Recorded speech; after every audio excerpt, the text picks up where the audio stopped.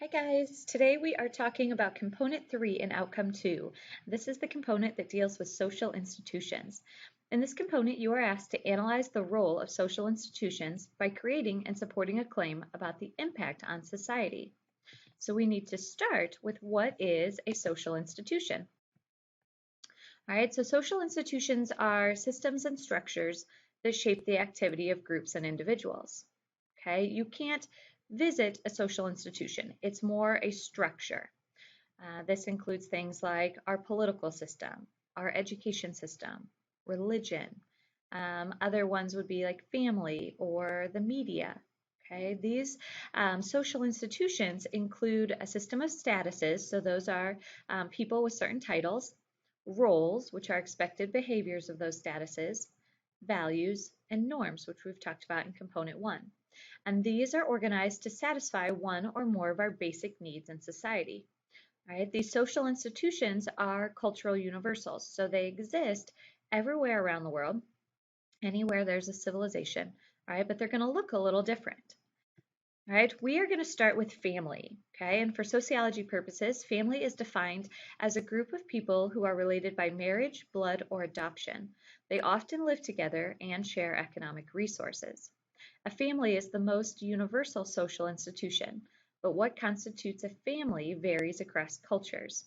All right, this does mean that your best friend forever, okay, or your teammates do not count as family according to a sociology definition for the United States. All right, some functions of the family. Families are supposed to regulate sexual activities. They're supposed to socialize you guys. They're supposed to reproduce and serve as the economic and emotional security. Right, some trends in families in the United States. We are bilateral, okay, meaning that family in the United States passes its lineage and inheritance through both parents. Right, so you might trace your ancestors through both mom and dad. All right, in the United States, we tend to be egalitarian, meaning that both partners share in decision making. Mom and dad, if it's a mom and dad situation, share the decision making responsibilities. Okay, we tend to be neo-local, which means that we don't necessarily have to live by one partner's family or another. Okay, and that became popular once colleges in the 80s, once colleges became more common. And we're monogamous. Okay, so one husband, one wife, so just two partners at a time. All right, some other things happening in the United States. We are delaying marriage. Okay, the average marriage now taking place in your late 20s. We're delaying childbearing. Right, again, average first-time mom being in her mid to late 20s. Childlessness, we're seeing an increased percentage of our population choose not to have children. Remarriage, dual earning families, and one-parent families. Okay, all of these becoming more common. We're seeing our family structure change in the United States. All right, some of these things, let's see, for dual earning families, okay, families in which both partners work, okay, became a norm during the late 1900s. Okay, 67% of families today have both partners working. All right, women over 30 accounted, there's a typo there, now account for 40% of births. The time between marriage and the first child averaged 15 months in the 60s.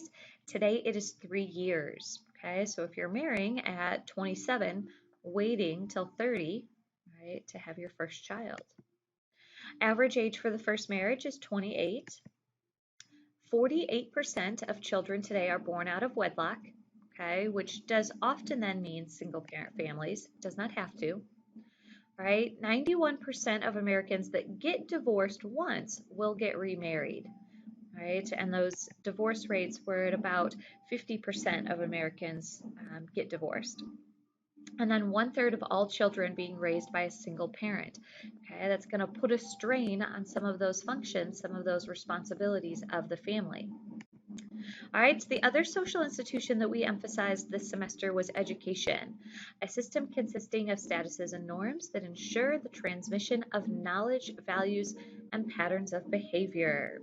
All right, now schooling can look different, okay? For most of you, you've experienced a traditional schooling, formal education, specially trained teachers, follow recognized policies. All right, some of you guys may have experienced homeschooling, right, or distance learning. Right, and then a hot topic in education today, many of you guys read about in your notes, included the use of school vouchers or charter schools. Right, a school voucher is when payments from the government to parents whose children attend a failing public school can help those parents then pay for private tuition. So they would take their money, instead of going into BBCHS, it would go into the school of choice. Okay, and a charter school is a public school but run by a private entity. Gives parents greater control over their child's education. Right, so it's within a same school district, but they do not have quite the same regulations or requirements that a public school has. All right, some of the different views on education. All right, functionalists would say that education aids society, okay, teaching culture, teaching norms.